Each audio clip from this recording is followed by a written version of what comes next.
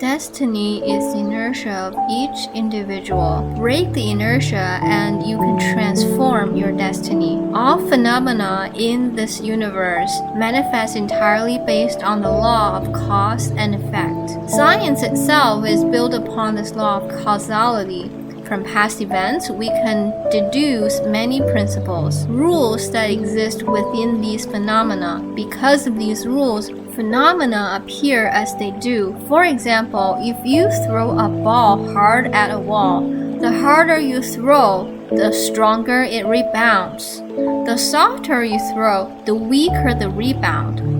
This illustrates the cause is the action of throwing, and the effect is the ball bouncing back. The law of cause and effect is the root of all phenomena in the universe.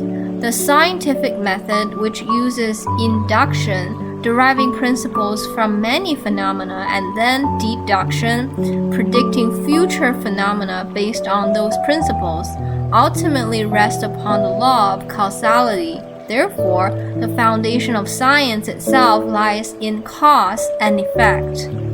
From the perspective of observable phenomena, we see and prove that these principles exist. Since everything is structured upon causality, we can perceive this through our senses, our eyes, ears, nose, and other faculties. These laws of cause and effect not only encompass the physical world, but also penetrate deeper levels, reaching the subtle realms of consciousness beyond this lifetime. Everything is rooted in causality. Your current circumstances, your fate, your physical, emotional, and spiritual state are determined by your body, emotions, and even deeper levels of your soul.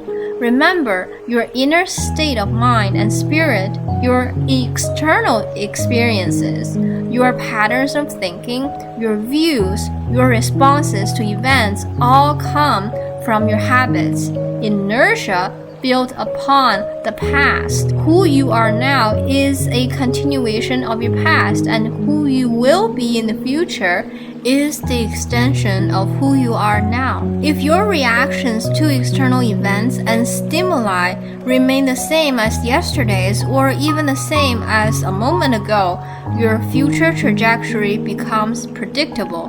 This is why fortune tellers can be surprisingly accurate unless they lack true skill. Your inertia determines your destiny. The connection point between your past and your future lies in your present moment. The present, past, and future can be represented by 3 points connected in a line. Your inertia, unchanging habitual patterns form this line. By definition, inertia doesn't change. If your patterns were flexible and changed easily, they wouldn't be called inertia. Inertia means your responses to situations are predictable, deducible, and extendable. That is the essence of causality.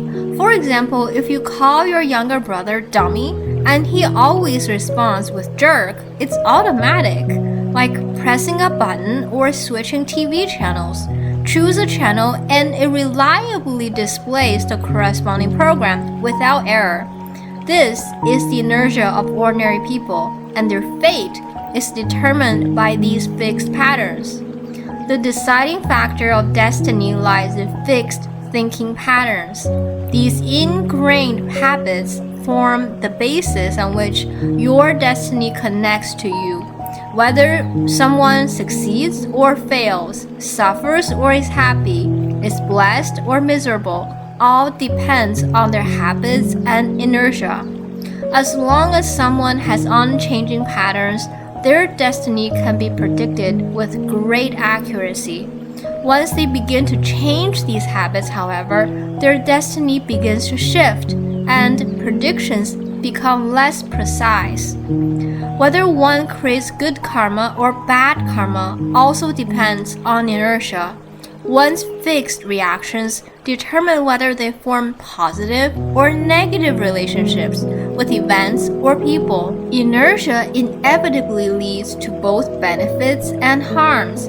As long as you have inertia, you cannot be a sage or a complete person because there will always be blind spots. Inertia often causes us to judge and criticize during interactions with the world, giving rise to attachment or aversion and thus actions. Interacting with things we like create positive karmic ties. Interacting with things we dislike create negative karmic ties. For example, suppose you are someone who values efficiency highly. That is fine as long as it hasn't become a rigid inertia.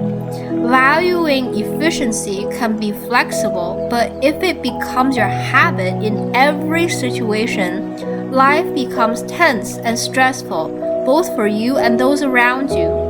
Once efficiency becomes rigid, you live in a constant tension, always measuring whether you are being efficient enough. When you fail to meet your standard, you feel frustrated and blame yourself. Those interacting with you, whether subordinates, a spouse, friends, or colleagues, feel your pressure. If they can't meet your efficiency demands, you might look down on, criticize, or try to change them. If they resist, resentment and conflict arise. Your inertia around efficiency starts to define your relationships. When someone meets your efficiency expectations, you like them, form positive ties, and even open your heart to them. But when someone, maybe your subordinate, spouse, or friend, appears slow or inefficient, you feel immense pressure, dislike interacting with them, and think being around them is sheer misfortune. Your negative state of mind then leads to negative actions, forming negative karmic ties. They sense your pressure, dislike you in return, and mutual resentment builds. For example, you criticize them, they feel hurt, and they start to hate you back.